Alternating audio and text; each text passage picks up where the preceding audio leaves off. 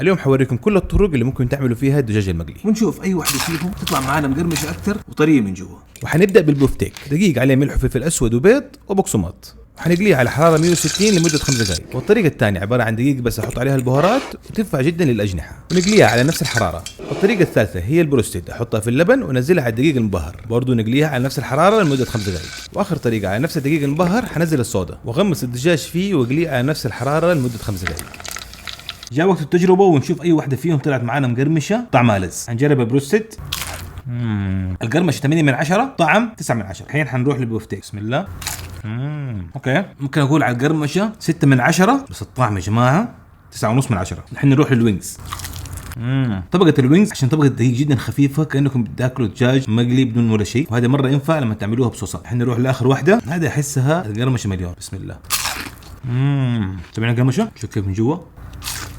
صراحة اللي تفوز معايا اليوم اللي عملناها بالصودا. القرمشة 10 على 10 ومن جوا جدا طرية، والنكهة فيها ممتازة. 9.5 من 10. قولوا لي تحت أي واحدة فيهم أنتوا تفضلوا.